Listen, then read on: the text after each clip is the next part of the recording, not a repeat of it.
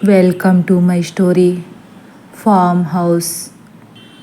అలా ఆ ఆత్మలు ఒక్కొక్కటిగా ఇందువదన జుట్టు పట్టుకుని కాళ్ళు చేతులు పీకుతూ ఇందువదనను ఓడించడానికి శత విధాల ప్రయత్నిస్తున్నాయి. ఇంకో పక్క చంద్రగుప్తుడు కూడా అలుపెరుగని కత్తిసాము చేస్తూనే ఉన్నాడు.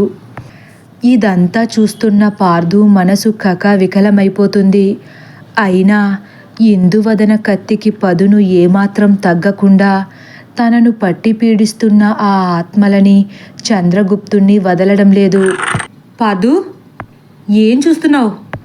తొందరగా లోపలికి రా. అందరూ లోపలికి వెళ్ళిపోయారు. గుమ్మం లోపల నుంచి మురారి పార్థుని పిలుస్తున్నాడు. పార్థు మాత్రం చాలా ఉత్కంఠగా బయటకు చూస్తున్నాడు. పార్థు, నిన్నే, వినిపించడం లేదా అని పార్థు చేయి పట్టుకుని లోపలికి బలంగా లాగుతాడు మురారి. సరిగ్గా అప్పుడే చాలా ఆత్మలు ఇందువదన చేతులను గట్టిగా పట్టుకుని కొరుకుతున్నాయి. అదే తగిన సమయం అనుకున్న చంద్రగుప్తుడు తన ఖడ్గంతో ఇందువదన ఖడ్గంపై కొట్టేసరికి ఇందువదన చేతిలో ఉన్న తన ఖడ్గం నేల కూలిపోతుంది. అయినా ఏమాత్రం జడు పెరుగని ఇందువదన ఆ ఆత్మలను తన బలంతో వదిలించుకోవడానికే ప్రయత్నిస్తుంది. ఇంతలో చంద్రగుప్తుడు తన కత్తిని ఇందువదన కంఠానికి గురిపెట్టి, ఇప్పటికైనా ఒప్పుకో, నువ్వు ఓడిపోయావు మహారాణి. ఇప్పుడు నేను నిన్ను చంపడం పెద్ద కష్టమైన పనేమీ కాదు. కానీ నాకెందుకో నిన్ను చంపాలనిపించడం లేదు. నీకు ఆఖరి అవకాశం ఇస్తున్నాను. నన్ను నీవాడిగా ఒప్పుకో అని అడుగుతాడు. నీచుడా, ఇక్కడ ఉన్నది రాణి ఇందువదనని, రాజా భైరవవర్మ భార్యనని మరచిపోకు. ప్రాణానికి జడిసి మానాన్ని వదులుకునేంత పిరికి పంద కాదు ఈ ఇందువదన అని ఖచ్చితంగా చెప్పేస్తుంది. ఆ మాటతో చంద్రగుప్తుడిలో కోపం వెయ్యింతలు పెరిగిపోతుంది. ఒకప్పుడు నువ్వేంటో అన్నది నాకు అనవసరం ఇందువదన. నువ్విప్పుడు నా చేతిలో ఓడిపోయిన బానిసవు అని పంటిని బిగించి కోపంగా అంటూ ఇందువదన గడ్డం దగ్గర ఉన్న తన ఖడ్గాన్ని తన గొంతుకలోకి కొద్దిగా దింపుతున్నాడు.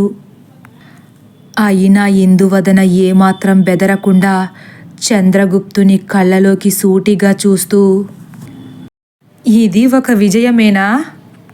ఓడిపోయావు చంద్రగుప్త. నువ్వు నా దృష్టిలో ఎప్పుడో ఓడిపోయావు. నాతో ఒంటరిగా పోరాడలేక ఇంతమందిని వెంటేసుకున్నప్పుడే నువ్వు నా దృష్టిలో ఓడిపోయావు. ఈ అధర్మ యుద్ధానికి పాలుపడి గెలిచానని గర్వపడుతున్నావంటే ఏమాత్రం యుద్ధనీతి తెలియని సైన్యాధ్యక్షునిగా చరిత్రలో నీ పేరు మిగిలిపోతుంది చంద్రగుప్త అని మళ్ళీ వెటకారంగా మాట్లాడేసరికి, ఇందువదన, హద్దులు దాటింది చాలు. నిన్నిక ఉపేక్షించేది లేదు. ఆఖరిసారి అడుగుతున్నాను ఇందువదన, ఇప్పటికైనా నీ మనసులో ఉన్న ఆ భైరవవర్మ రూపాన్ని చెరిపేసి ఈ చంద్రగుప్తుణ్ణి ప్రేమించు. అలా కాదని ఏ తలైతే ఎగరేస్తావో ఆ తల క్షణకాలంలో నేల కొరుగుతుంది అని ఇందువదన కంఠంలోకి ఆ కత్తిని కొద్దిగా దింపుతున్నాడు. నీకు బుద్ధే లేదనుకున్నాను, బుర్ర కూడా లేదని ఇప్పుడే అర్థమైంది చంద్రగుప్త. నీ ఈ ఖడ్గం నన్ను అంతం చేయగలదా అని మళ్ళీ తలను కిందకు వంచి కంఠంలో దిగుతున్న ఆ కత్తిని చూస్తూ తన పెద్ద కనుగుడ్లు మాత్రం చంద్రగుప్తుని వైపు తిప్పి తీక్షణంగా అడుగుతుంది ఇందువదన. అప్పుడు స్పృహలోకి వస్తాడు చంద్రగుప్తుడు. వెంటనే తన ఖడ్గాన్ని పక్కకు దురుసుగా విసిరేసి, భటులారా, ఈ పొగరుబోతు ఖడ్గం ఎక్కడ ఉందో వెతకండి. దీని ఖడ్గంతోనే దీని తల నరికి వేస్తాను అని ఆజ్ఞ వేస్తాడు చంద్రగుప్తుడు. అక్కడ ఉన్న ఆ మిగిలిన ఆత్మలు దూరంగా పడిన ఇందువదన కత్తి కోసం వెతుకుతున్నాయి. ఇంతలో ఇందువదన చేతులను బంధించి పట్టుకున్న మిగిలిన ఆత్మలు బిగ్గరగా అరుస్తూ ఒక్కసారిగా నేల కొరిగిపోతాయి.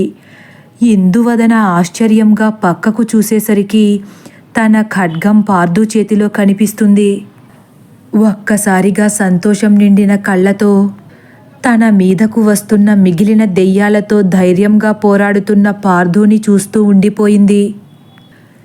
ఇందువదనకు ఎవరి తోడు లేదనుకుని చంద్రగుప్తుడు విర్రవీగుతున్న ఆ సమయంలో పార్థు రాకకు తను కూడా నిర్ఘాంతపోయాడు. వెంటనే తన ఖడ్గాన్ని అందుకుని పార్థు మీదకు ఎగబడతాడు. అది చూసిన ఇందువదన ఒక్కసారే చంద్రగుప్తుని పీకను గట్టిగా పట్టుకుని వెనక్కి లాగుతుంది. పార్థు ఆ ఖడ్గంతో చాలా వరకు ఆ ఆత్మలను నేలకూలుస్తున్నాడు. చంద్రగుప్తుడు ఇందువదన నుండి విడిపించుకుని పార్థుని హతమార్చడానికి విశ్వ ప్రయత్నం చేస్తున్నాడు.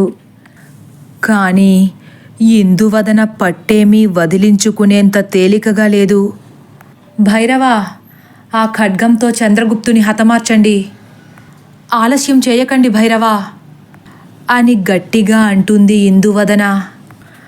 పార్థు ఉన్నపలంగా వీళ్ళ వైపు తిరిగి ఇందువదన నుంచి విడిపించుకోవడానికి భీకరంగా ప్రయత్నిస్తున్న చంద్రగుప్తుని ఆత్మను అంతే భీకర స్వరూపంతో చంద్రగుప్తుని వదలని ఇందువదన ఆత్మను విస్మయంగా చూస్తూ నిలబడిపోయాడు.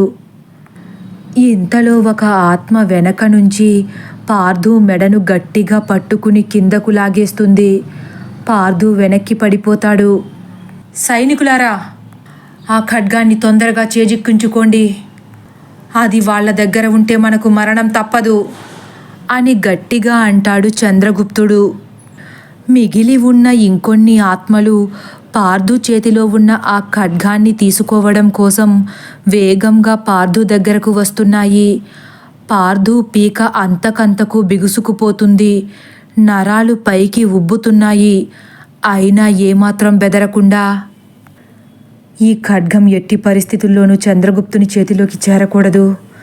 ఒకవేళ అదే జరిగితే అన్యాయం గెలుస్తుంది, నా కుటుంబం మరణిస్తుంది అని తనలో తానే అనుకుంటూ కదల్లేని ఆ పరిస్థితుల్లో కూడా బలాన్ని ధైర్యాన్ని కూడగట్టుకుని వెనక నుంచి తన మెడను నలిపేస్తున్న ఆత్మను కత్తితో పొడుస్తాడు. తనను పట్టుకున్న ఆత్మ ఒక్కసారిగా పెద్దగా హాహాకారాలు చేస్తూ మాయమైపోతుంది. ఆ ఆత్మ నుంచి విడిపించుకోగలిగాడన్న సంతోషం అరక్షణం కూడా పార్థుకు లేకుండా నేలపై పడుకుని ఉన్న తన చుట్టూ చాలా ఆత్మలు గుమిగూడాయి. వాటి నోట్లోంచి కారుతున్న రక్తం పార్థు శరీరంపై ధారలా పడుతుంది. అవి అన్నీ ఒక్కసారే పార్థు చుట్టూ నిలబడి చేతులు చాచి ఆ ఖడ్గాన్ని లాక్కోవడానికి పార్థు మీద పడబోతున్నాయి. పార్థు కూడా తన కుటుంబాన్ని కాపాడుకోవాలని కాస్త కూడా బెదురన్నది లేకుండా ఆ కత్తితో ఆ ఆత్మల కాళ్లపై మెరుపు వేగంతో దాడి చేస్తాడు. అవి కూడా ఉన్న చోటే కుప్పకూలిపోతాయి. శరవేగంతో లేచి, ఇందువదన అందుకో అంటూ ఆ ఖడ్గాన్ని ఇందువదన వైపుకు విసిరేస్తాడు. ఇందువదన కూడా మెరుపు వేగంతో చంద్రగుప్తుని వదిలి గాల్లో ఎగిరి ఆ కత్తిని అందుకోవడానికి ప్రయత్నిస్తుంది. ఇంకో పక్క చంద్రగుప్తుడు కూడా ఆ కత్తిని అందుకోవడానికే చూస్తున్నాడు. ఎలాగైతే క్షణకాలం ముందే ఇందువదన ఆ కత్తిని తన వశం చేసేసుకుంటుంది. చంద్రగుప్తుడు ఒక్కసారి హడలిపోయి అక్కడ మాయమై దూరంగా గాల్లో ఎగురుతూ ప్రత్యక్షమవుతాడు. ఇప్పటి వరకు ప్రగల్భాలు పలికి పారిపోయావేరా పిరికి పందా అంటూ ఇందువదన కూడా కోపంతో రగిలిపోతూ చంద్రగుప్తుడి వద్ద ప్రత్యక్షమవుతుంది. కానీ ఇందువదన అక్కడ ప్రత్యక్షమవగానే చంద్రగుప్తుడు మళ్ళీ అక్కడి నుండి మాయమైపోతాడు. ఎక్కడికి పోయావురా? ఇదేనా నువ్వు నేర్చుకున్న యుద్ధనీతి? నన్ను వివాహమాడి నీదాన్ని చేసుకుంటానన్నావు కదా, ఇంకా ఆలస్యం ఎందుకు చంద్రగుప్త? రా, త్వరపడు నీలో అంత ధీరత్వమే ఉంటే ఇప్పుడే నాతో యుద్ధం చేసి గెలిచి నన్ను నీదాన్ని చేసుకో అంటూ అన్ని వైపులకు కనుగుడ్లు చక్రాల్లా అటూ ఇటూ తిప్పుతూ ఒళ్ళంతా కళ్ళు చేసుకుని వెతుకుతుంది ఇందువదన. కానీ చంద్రగుప్తుడు ఎక్కడా కనపడడం లేదు. ఇందువదన పెద్దగా హాహాకారాలు చేస్తూ కోపంతో రగిలిపోతూ ఆ చోటంతా కలియదిరుగుతుంది. దూరంగా ఆ ఇంటిపై ఆకాశంలో భీకర రూపంలో మెరిసిపోతూ ప్రత్యక్షమవుతాడు చంద్రగుప్తుడు. ఒక్కసారిగా ఆకాశమంతా రక్తం చిందిస్తున్నట్లు ఎర్రగా మారిపోయింది. దిక్కులు పెక్కటిల్లేలా అరుస్తూ, ఇప్పుడు నా నుండి తప్పించుకున్నానని మురిసిపోకు ఇందువదన, మురిసిపోకు. నీ కళ్ళలో కనిపించే ఆ సంతోషం నాకు నచ్చడం లేదు. నీ గుండెల్లో భైరవవర్మ మీద ఉన్న ప్రేమ నేను సహించలేకపోతున్నాను అంటూ ఉక్రోషంతో రగిలిపోతున్నాడు. ఇందువదన పార్థువులు కింద నుంచి ఆ ఆకారం వైపే కళ్ళప్పగించి చూస్తున్నారు. చాలించు నీ ప్రగల్భాలు. ఇంత పిరికివాడివి నన్ను వివాహమాడాలని ఎలా అనుకున్నావు? సత్తా ఉంటే యుద్ధం కొనసాగించు. ఇందువదన కూడా అంతే భీకరంగా అంటుంది. మిడిసి పడకు. ఎప్పటికైనా నువ్వు నా దానివి కాకపోతావా అన్న ఆశతో ఇన్నాళ్ళు ఎదురు చూశాను. నువ్వు మాత్రం తిరిగి రాని ఆ భైరవవర్మ కోసమే ఎదురు చూశావు. ఆ నయ వంచకుడి కోసం ఎదురు చూసి నువ్వు ఎప్పటికైనా నా దానివి కాక తప్పదనుకున్నాను. కానీ విచిత్రంగా ఎవరో అనామకుణ్ణి చూసి కూడా నువ్వు భైరవవర్మ అనుకుంటున్నావంటే నీ మనసులో ఆ భైరవవర్మపై ఎంత పిచ్చి ప్రేమ పెంచేసుకున్నావో అర్థమైంది అంటాడు చంద్రగుప్తుడు. చంద్రగుప్తుని మాటలకు మళ్ళీ పార్థు కాళ్ళు చేతులు వణకడం ప్రారంభించాయి. ఇందువదన పార్థు వైపు చూస్తూ, ఎవరో అనామకుడా? మతి గతి తప్పినదా అని చంద్రగుప్తుని వైపు చూసి కళ్ళెర్ర చేస్తుంది. మాకు కాదు మహారాణి, మీకు మతి భ్రమించినది మీకే. నీ భైరవవర్మ ఎప్పుడో చచ్చిపోయాడు అంటాడు చంద్రగుప్తుడు. నా భైరవ చనిపోయారా? మరొక అసత్యానికి పునాదులు వేస్తున్నావా చంద్రగుప్త? నీ నక్కజిత్తుల వేషాలు ఇక ఈ ఇందువదన నమ్మబోదు. నా భైరవ నా పక్కనే ఉన్నారు అని పార్థు వైపు మళ్ళీ చూస్తుంది. వాడు భైరవ? నీకు వాడి కోసం ఎదురు చూసి పిచ్చి పట్టింది ఇందువదన. భైరవవర్మ ఎప్పుడో చచ్చిపోయాడు. నీ భైరవని ఎవరు చంపారో కూడా నాకు తెలుసు. ఏం మాట్లాడుతున్నావు? అయినా నువ్వు చెప్పేది నిజమని నేనెందుకు నమ్మాలి అంటుంది కోపంగా ఇందువదన. అది ముమ్మాటికి నిజం కాబట్టి ఒక్కసారి నీ భైరవని, నీ తండ్రి గారి పేరేమిటో, నీ రాజ్యం పేరేమిటో, వారి తండ్రి గారి పేరేమిటో, వారిదే రాజ్యమో కనుక్కో ఇందువదన. అప్పుడు నీకే తెలుస్తుంది నీ పక్కన ఉన్నది భైరవవర్మనా, నిన్ను మోసం చేయడానికి వచ్చిన దుర్మార్గుడా అని అంటూ చంద్రగుప్తుడు చాలా ధీమాగా మాట్లాడేసరికి ఒక్కసారే చిట్లించిన కనుబొమ్మలతో ఇందువదన పార్థు వైపు చూసి, చెప్పండి మహారాజా, అలా చూస్తున్నారేంటి? మీరు నా భైరవవర్మ కాదా? నేను భైరవవర్మ కాకపోవడమేంటి అని వాడి నాలుక చీల్చేయాల్సింది పోయి ఇలా మౌనంగా ఉంటే ఎలా మహారాజా? చెప్పండి భైరవా, మీరు నా వారని చెప్పండి. నేను మీ దాన్ని మాత్రమేనని నలుదిక్కులు మారుమ్రోగేలాగా చెప్పండి అంటుంది ఇందువదన.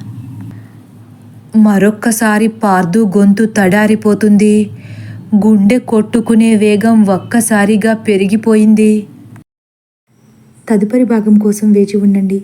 ఒకవేళ నా కథ కానీ మీకు నచ్చినట్లయితే లైక్ చేసి సబ్స్క్రైబ్ చేయడం మర్చిపోకండి. Thank you for watching.